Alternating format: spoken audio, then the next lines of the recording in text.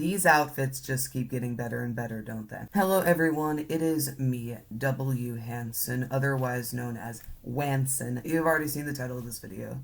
Obviously, I am here in defense of Disney Star Wars, but not of Disney. And you are going to find out what that means.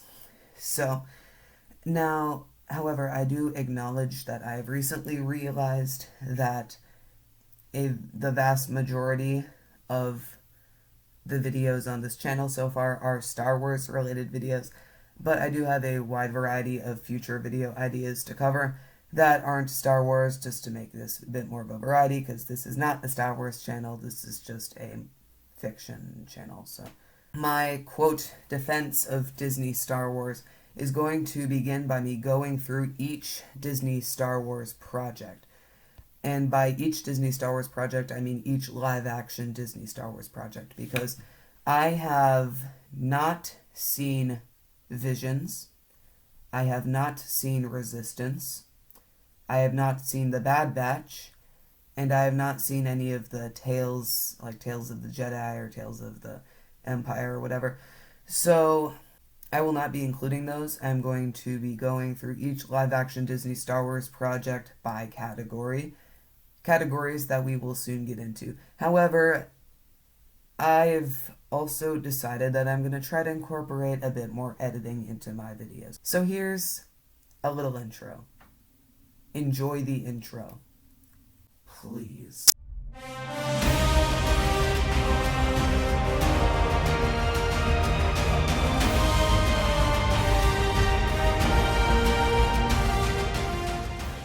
Anyway, so we are going to be having 3 different categories for Disney Star Wars project.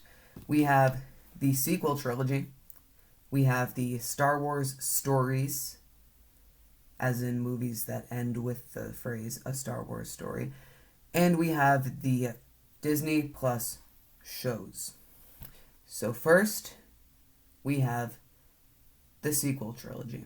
I'm not going to be defending each project from criticism. I am going to be offering my thoughts on each project, both the good and the bad, and then I am going to explain why this is in defense of this era of Star Wars. So, we are going to begin with, of course, The Force Awakens. So, here are my thoughts on The Force Awakens. Some have likened the watching of this movie, or even the trailers of this movie, to watching your parents' wedding video after they get divorced, which it depends on how you look at the trilogy as a whole, but I think The Force Awakens, while a retread of A New Hope, and, you know, it is a bit annoying to just revamp the Empire and the Rebellion into the First Order and Resistance, because it took so much work to take the Empire down, and now, boom, they're back with a new name. And it's just the same old story again, retread of A New Hope. But it's still a pretty well-told story. It has intriguing characters, especially Kylo Ren, and I do really want to point out it has super good new music by John Williams. You have Kylo Ren's theme, you have Rey's theme. It's really great. He really brought his A game. He always does. He's John frickin' Williams. But the soundtrack to this movie has a lot of highlights. And then we move on to The Last Jedi, which is where everything sort of crashed with the Star Wars fandom. It's a movie that will forever be infamous for causing a divide in the fan base that still hasn't been healed after 8 years. Oh my god, The Last Jedi came out 8 years ago. That's crazy. But yeah, this movie is responsible for all the toxicity in the fan base, whether it intended that or not. It is where it really started to take shape. But in my personal opinion, after rewatching this movie because I was bored on a summer day, there is a lot of good in it. The elephant in the room, of course, is Luke's character. I am not a fan of Luke's portrayal overall. Who wants to see Luke give up and be an old hermit? I don't really want to see that. But I think it did pan out in the end. I like how it ended with him staring into the sunset once again and rediscovering his Jedi-ness, you know, rediscovering why the Jedi need to continue, why he is a symbol for good in the galaxy. And I don't mind the Force projection thing. I think it fit with, he's a legend, so he's going to show up as a legend. You know what I mean? I also thought Rey and Kylo Ren's dual story together was very engaging. I would say it's probably the most intriguing part of the movie, character-wise. I think it's one of the few things from The Last Jedi that The Rise of Skywalker actually sort of followed up on in some ways, so yeah. And, I liked the action of this movie well enough. The throne room scene, people like to go after it for the choreography. And, some like the beginning space battle and the Battle of Crait, it's not Star Wars action at its best, but it's still pretty good. I enjoyed it well enough. There are two things I really dislike about the movie. One of them is the entire Finn and Rose storyline. It's just, I'm not interested. I don't like how they made Finn desert at the beginning. Rose is annoying. All the hate that went to her actor was completely unjustified and terrible, of course. But the character is annoying. And the other thing I dislike about the movie is everything about Admiral Holdo. Look, I don't have anything against pink hair, but paired up with the way she acts in this movie, it just ticks me off. It's like a perfect storm of things that tick me off. She's a terrible admiral. Why didn't... I get... Poe Dameron is like... He's a hothead, I get why she didn't want him to be super involved with her plan. But why didn't she tell anyone about her plan? The Resistance is super at risk. Did she really not expect that there would be a mutiny? Seriously. Just tell people what's going on. It didn't have to be a secret. Just say, we're gonna go to Crait, and we're gonna hide there, because that's a good idea. Now we're gonna move on to The Rise of Skywalker. Okay, so this movie is more superficially entertaining than The Last Jedi. I would say, it has cooler action. It has those J.J. Abrams visual flares, It has a lot more lightsaber fights. It has, Palpatine quoting prequel memes. That's always fun. Oh, and a big pro of this movie that I do like to point out is how stunning the visuals are. Especially in Exegol, with Palpatine and his old Sith temple. It looks really good. It looks really, mythical and evil and all that, However, the movie is extremely sloppy. And, enough jokes have been made about somehow Palpatine returned. I'm not going to make more jokes about that. It's dumb that he's back. I was really excited for it when the first trailer came out, but I was 10 or something, so yeah, now looking back on it, they didn't need to bring him back. That is dumb. He fell down a reactor shaft and exploded. So why did he come back? It was clearly an effort to course correct after The Last Jedi's reception, but in the process of trying to make fans happy, trying to sort of atone for what The Last Jedi did to the story, supposedly, it failed to wrap up the trilogy and the saga in a satisfying way. The one, actual seriously good and heartfelt scene in this movie it's well acted, it's well written, it's well shot, is Kylo Ren's vision of Han when he's about to be redeemed. I liked that. It was Adam Driver. He killed it there. So that covers the sequel trilogy. Next, we move on to the Star Wars stories. Probably the overall best category, which may be surprising. It only has 2 projects in it, but worth noting, I guess. Beginning with Rogue One, which is easily the best Disney Star Wars movie in my mind. And that was the case even before Andor came out. Some people have stated that Andor has made Rogue One better. I think that applies a little bit. I think Rogue One largely felt like the same movie to me, just with added context. But even before Andor came out, one of the reasons I was excited for Andor was because I liked Rogue One. Well, the characters of Rogue One they were a little shallow. They didn't get a ton of development, especially like I don't even remember the name of the gun guy, like the guy with the big guns. Who even was he? Why did he hate the Empire? I don't know. We never find out really. You know. But the broader themes of the movie about sacrifice and hope and the visuals of the movie, the action of the movie, and just K2SO being K2SO, best droid in Star Wars. They carry it to the top by a very large margin. And at its core, it does have a darker tone, but it's just an engaging adventure, you know? It's a quest to get the Death Star plans. And you have like a little party of main characters, you know, it's fun.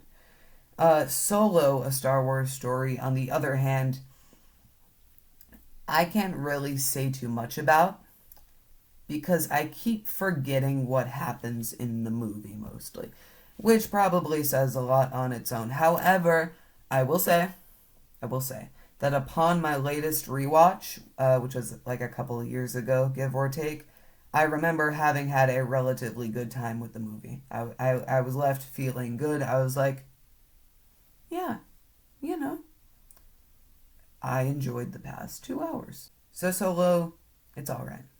It's alright. Next, we move on to the shows. The live action Disney Plus shows. These are a real can of worms at this point. But we'll begin with the good. So we have The Mandalorian's first 2 seasons. Both seasons, but especially the first, are still amazing television. I rewatched all of the first season recently, and I stand by the opinion that they're amazing television still. They're great. I don't need to explain why they're great.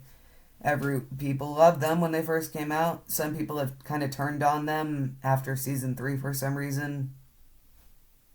I think season 1 and 2 are still great.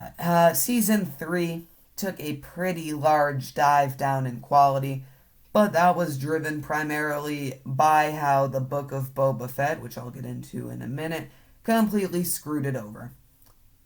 It was a rough situation. But season 3 itself, it was all over the place. Episode 6 was bad, and the character arcs and themes, especially Mando's, they don't really add up, or they don't stick with me as opposed to seasons 1 and 2. However, since it has Din Djarin and Grogu as the main characters, I'm more willing to rewatch it than some of the others. Speaking of the others, the Book of Boba Fett. The Book of Boba Fett, it started off as, you know, it was weirdly structured with the flashbacks. Pretty much nothing happened in the present day. Boba Fett's character was too passive. But the show was harmless in the first few episodes, you know? It didn't do anything to hurt anyone else's story. It was a harmless little show where Boba Fett goes, like a bantha, yes, you know? And that was fun. But then the show takes a hard left turn into The Mandalorian Season 2.5, and it completely destroys Din Djarin's arc in the process. By having him and Grogu reunite, just undoes the ending of Season 2 in a different show that a lot of Mandalorian fans probably didn't watch. Which is a weird and frankly bad decision. So, Book of Boba Fett, not great. Then we have Ahsoka. Now Ahsoka, I made a video on Ahsoka when the first 3 episodes came out. I stated, and I stand by that opinion, that those 3 episodes were good, but only on surface level. You know, there was nothing deep within. It was just superficially entertaining action, cool to see Rebels characters in live action, you know, that kind of thing. And a lot of the acting was, I think it was mainly the fault of the writing, but the characters were just so wooden, and they didn't engage me, especially Ahsoka, which she was good in The Mandalorian Season 2. In this show, she's I don't know if it's the writing or the acting, but she's just monotone, and she has basically no personality. I get that she's more mature since the Clone Wars, but mature people still have personalities. We'll get into Andor soon. But yeah, and then episodes 4 and 5 of Ahsoka, they were a significant improvement. I think episode 4 was very engaging. Baylan Skoll, the main Dark Jedi villain, he was cool. I wish we got to know more about him. Sadly, the actor passed away. But he was cool, and he did get a lot of spotlight in episode 4. Then in episode 5, I loved it upon first seeing it, even though it's just pure nostalgia bait with Hayden Christensen and the Clone Wars and all that. But it was good. And, Anakin's lesson or whatever, it was vague. But I get what they were going for. From there, the show went back to being only good on surface level, unfortunately. It was cool once they found Thrawn, but again, it was just a lot of the characters stayed wooden. It was just like at the end, Ahsoka and Sabine are stranded in a place outside of the galaxy, and I just didn't care. They seemed okay with it. They seemed pretty chill about the whole situation. So I was just left feeling pretty empty. Next, we have Obi-Wan Kenobi. Now, Kenobi, it suffered from looking really low budget at times for some reason, and there were really weird moments like Leia's, little kid Leia outrunning a couple of mercenaries in a forest and being hid inside a trench coat, and the whole laser gate thing. There were weird moments, and it had a lot of flaws in its storytelling. Leia got captured twice. They focused too much on Reva, in my opinion. I don't dislike Reva as a character, but I do think she got a little too much focus. Her motivation in the finale is super muddy. Why does she want to kill Luke? She thinks it's poetic justice, I guess, for her to kill Vader's son because when she was a child, she and all her friends were attacked by Vader. But I don't think that was conveyed well.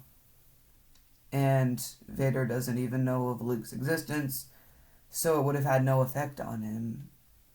I don't know. But the story of Obi-Wan Kenobi, the show, it got the most important thing right, which was Obi-Wan's reconciliation with what happened to Anakin.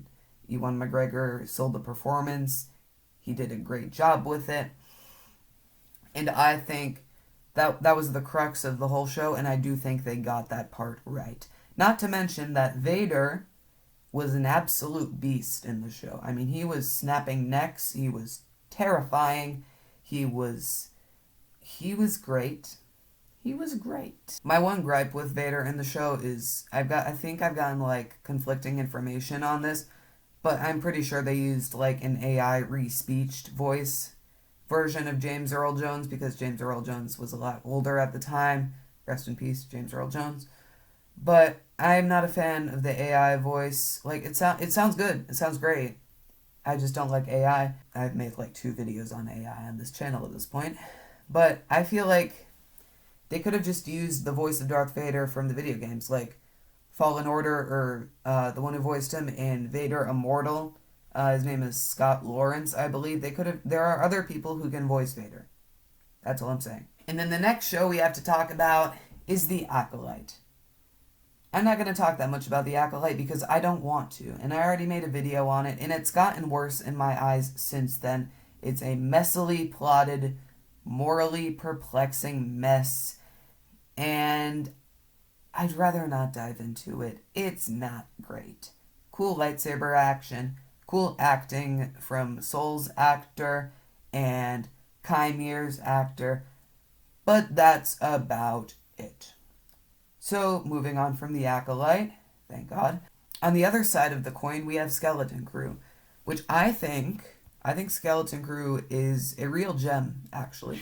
I enjoyed it a lot. It's like the first Mandalorian season where it's content with just staying in its own little pocket and just telling the story of some kids going on an adventure. It doesn't have super grandiose pretensions. It's not trying to connect to the whole universe. It's just a little adventure, and I like that. My favorite character was Jude Law's character. His name's Jod or something. I don't know. It's probably gets hard to make up weird names at this point. but I did really like Jude Law's character, especially with, like, he took a very unexpected role at the end from how he was introduced in the beginning, which I was really on board with it. I liked the twists and turns toward the end and how the kids reacted to them. I think they were good characters. They really were. And it sort of reminded me of like a little like 80s Goonies style adventure, you know? It was fun. It was fun. And at last, there's Andor. Now, Andor has already gotten heaps of praise, rightfully, so I won't talk about it for too long, but I'll just say that Andor is the most well written, thematically rich thing Star Wars has ever had to offer. No, not just Disney Star Wars. Out of all of Star Wars, Andor is the most objectively high quality project. All you nostalgists out there can bite me. I'm not saying it's my favorite Star Wars project of all time because there are some I connect with more because of, like I said, nostalgia. But you have to look past that and, well, I'm not saying you have to think Andor is the best, obviously. It's just my opinion. But the way I see it, I can look past my nostalgia and I see Andor and I think it's the most high quality Star Wars project that has ever been made. Deal with that. Now I would like to get into the actual point of going through all these opinions in this video, because as I said, this is a defense of Disney Star Wars as an era, sort of. The point of me going through all this, you'll notice that I have both a lot of positive to say and a lot of negative to say about these projects. That is because when you have a franchise of this magnitude, there's bound to be good and bad. Each project is at the mercy of its creators, whether they be led by Tony Gilroy or Leslie Headland. Some of them are more interfered with by Disney than others. Some of them receive bigger budgets than others. Some of them appeal to wider audiences than others. The point is, there is good to be found in any project if you go in with an actual open mind. Even if that good in the project is just a tiny amount, it's still there because you're looking at it with the benefit of the doubt. That is why when people say that Disney is systematically destroying the Star Wars they love, they're destroying George Lucas's vision, I don't care or agree. Each project is an individual case with its own good and bad aspects, just like any piece of fiction ever made. That is my defense of Disney Star Wars. However, when I say I'm defending Disney Star Wars, I don't mean I'm defending Disney, the Disney Corporation. And that is because I hate corporations. I'm a very anti-corporate greed sort of person. So this video is not defending Disney itself. The only thing the execs at Disney care about is making money. That's how being a film executive works. And sometimes they'll hire good storytellers in the process, and we'll get Andor. I don't like how they're eating up other film studios like 20th Century Fox. I don't like how they're seemingly unable to keep up a good relationship with a filmmaker long enough to actually release a new Star Wars movie. Like, remember when Taika Waititi was going to make a Star Wars movie? I didn't for a while. I forgot about that because it's not going to happen. It's just, like, didn't they announce like a Ryan Gosling Star Wars movie or something? I don't think that's going to happen either. I really don't.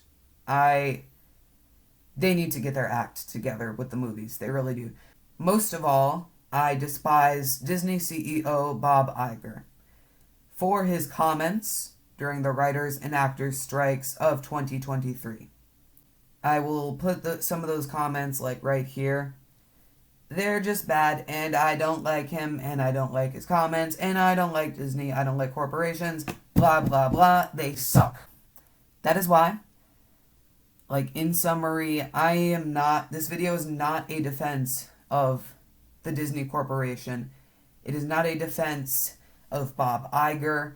It is not a defense of film studios in general. It's not a defense of the purchase of Lucasfilm from George Lucas by Disney.